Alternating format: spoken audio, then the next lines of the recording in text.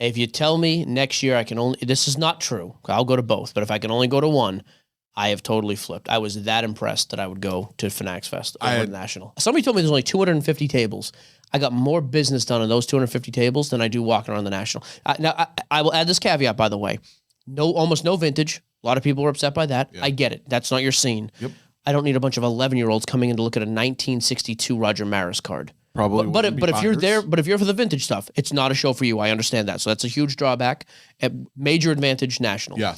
If you're there for the lower end stuff, I even talked to Alex Clever Cuban this morning. Mm-hmm. He said the same thing. Like, dude, his wheelhouse is like $25 and under.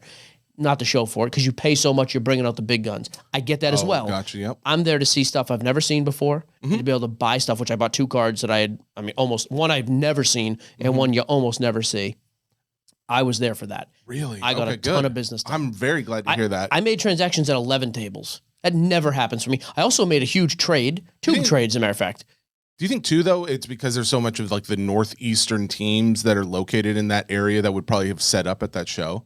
Like, I mean, like guys who had set up are probably fans of Celtics and the Red Sox and things like that. Because I knew most of the dealers. Those guys set up at all the stuff always. Yeah. But it was only the good dealers at this show, I felt like. Okay. But again, if you're there for vintage or low run stuff, not for you, I get it. You're down on it. For what I was looking for, it was awesome. I thought it was great, not only for that, but I think it's great as an overall place to take a family. Like, that's what I like about the show so much. So here's the pushback, though, with that thought. Yeah. How do you afford to bring a family? Did you see the pricing?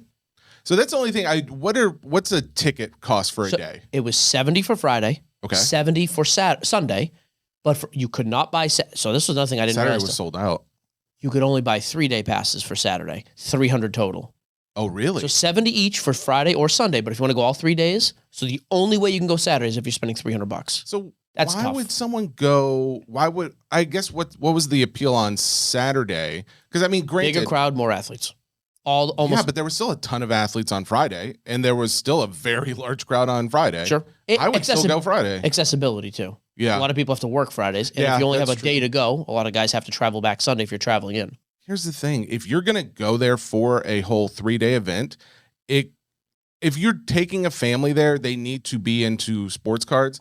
I don't know what you're doing. No, if you're gonna be there for 3 days, I think you need to, because then it's like, I think you run out of things to do on the peripherals of the card arena, because everything else is like, there are things to do. And don't get me wrong, there's a lot of fun things to do, and there's not any cost. I think someone thought there was like a cost to. No, once you're in the door, everything's free. You got to wait. It's like Disney World. And that's where I think the cost makes up for it. It's like, once you pay the $170 for a 3-day pass or whatever it is, $300. It's like $300 for a 3-day pass. Yeah, that's what I'm saying. Yeah. Oh, $300 for a 3-day pass is a lot. I thought you said. Well, here's 70 a piece Friday and Sunday individually. Okay. 300 total. My personal preference would be go on a Friday. If you can go on Friday, I agree. Because Smaller the crowd, not as much, Sunday but it's as well. still a good crowd. Yeah. And there's still plenty of celebrities. Tom Brady was still there. Travis Scott put on his concert that day. It was still a very good sized crowd. I would stay Saturday. I would go if you can go, just because it is massive and it is a lot of fun.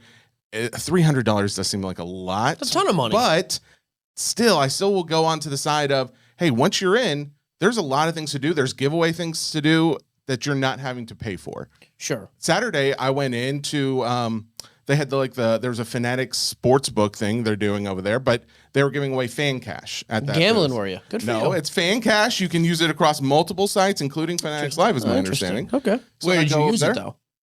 I haven't used it yet. Okay. I have not used it. I put a few bucks down on the Pacers last night. Not a big deal. No, I went over there because I actually met a couple guys, and they were already, there was like a wheel spin. What's the one with Drew Carey that he hosts now? Wheel of Fortune? Wheel of Fortune. No. Price is Right. Price is Right. Okay. See, that's where I get them confused. So Price is Right.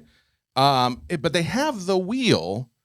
I guess they both have wheels. Okay, so that would make sense. It's called Wheel of Fortune. Sajak was a... So Price is Right. Wheel of Fortune, of course. They have the Price is Right wheel. You go over there, you spin it, and the goal is you land on $500.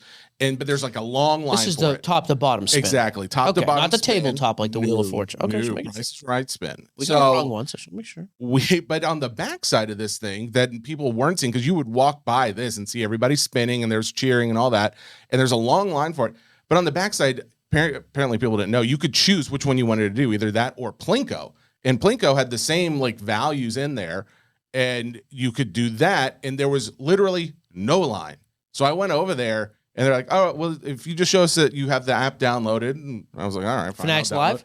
No, the Fanatics Sportsbook app. Okay. You had to download the app and just show them that it was downloaded, and then you use the same login as you use for all your other like Fanatics Live and Fanatics Collect and all that stuff. So you do that. You go, you step up there, you drop the little thing. The top prize is $500. I won $500. Did you really? Like to brag? Yeah, I did. It was crazy. Dang. And they were like, well, you can use it either in the app, you can use a fan cash, you can use it over at the bar. I was like, I don't think I'm going to rack up a $500 tab right now, but I do appreciate that offer. No, I didn't actually have a single drink the whole time I was in out of town. Usually I'll have like one or two just to relax at the end of the day. Saturday, it's a different story. We'll talk about that later. But that being said, that was something that you didn't have to do. There was no line, and that was on Saturday. So I'm just saying, like the other things that where there were lines, the lines seemed to move pretty quickly. I felt there were a lot of things for kids to do. 50 different games, interactions, baseball, like hit the baseball, the speed pitch, run the bases, kick the soccer ball, get in the UFC ring, the punching stuff. I mean, there was the walkout, the WWE walkout thing. Like if Theo was F1, you can drive the cars in F1. There was a bunch of those. Eat fried chicken at Raising Cane's. There was a eating competition over there.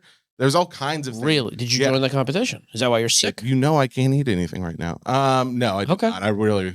So that's what I mean, though. If Theo was 5 or older, I would bring him for that for sure. Yeah. I don't care about that stuff, but I also recognize, hey, it's great that you're bringing those people into an event that's also selling sports cards. I'll tell you this, John. I'm gonna keep with the negatives. The pricing is a negative to me. It's too much for the average family to go. I think if you can find a way to bring that down, that would be huge. The table pricing for vendors is $3,000. I still think that's outrageous. Way too high. Dude, I talked to vendors who said that was more than fine because they'd done better on singles than they had done at any other show in the past year. And that was at big tables, like people that have big like I agree and stuff like that. Sure, I agree. I'm that's on my positive side is how the transactions went. But in general, that's too much money for that. And the other biggest thing is it too much though when you consider it's double the price of the National? Yeah, but you consider, okay, this is the price that it's going to cost to get into a place like this. Like a place that where doesn't help me that many athletes. Yeah. I know, but if that's the thing, if it's not worth it, then people don't set up, right? It's worth it. You don't have to change the price of anything but the table cost.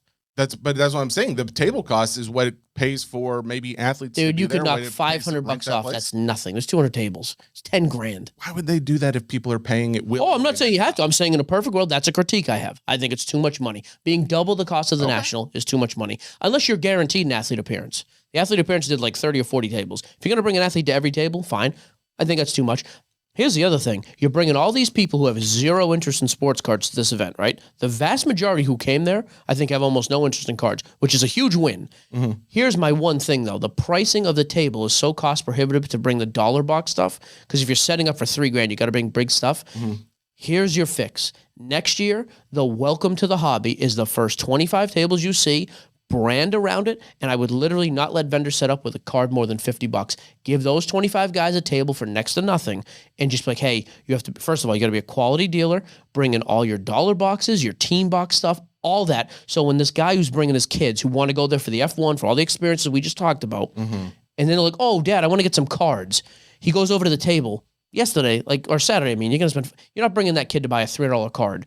So set up a little area where it's like, hey, here is nothing but inexpensive stuff, and that guy is going to buy his kid who's not a fan of cards something at a card table. I think you do that. Maybe.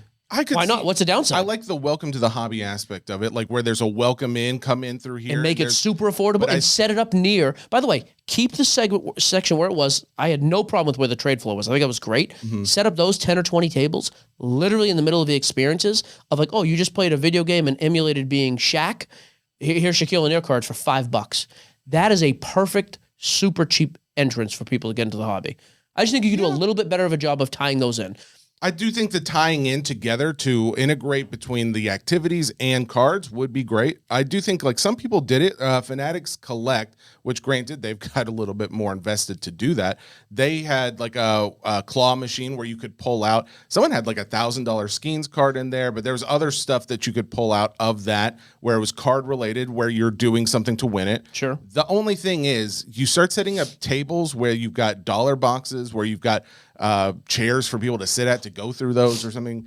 you're going to get clogged up, massive. I don't need chairs there. But you also, say it's not even chairs. Nope. Then you got just people going. I don't think people are standing around to go through a dollar box at that show. I think that show is like, you want to do a welcome to the hobby. Let's do more free packs. Give people coming in through there whatever. That's fine. Fanatics Live do it. Actually, I'm okay with that if it's a free pack. I just mean you can't bring non-card people to this event, which bring them there. It's great. Agreed. And then, by the way, if you want to get in the card, there's the cards over there, and the average card is $500. And that's why I agree. I think there should be some more integration, but I don't think dollar boxes are the way to go. Oh, I think it'd be perfect because then you give the kids something to actually buy. Or if you want to do free packs, I don't care. Because there has to be a cheap item.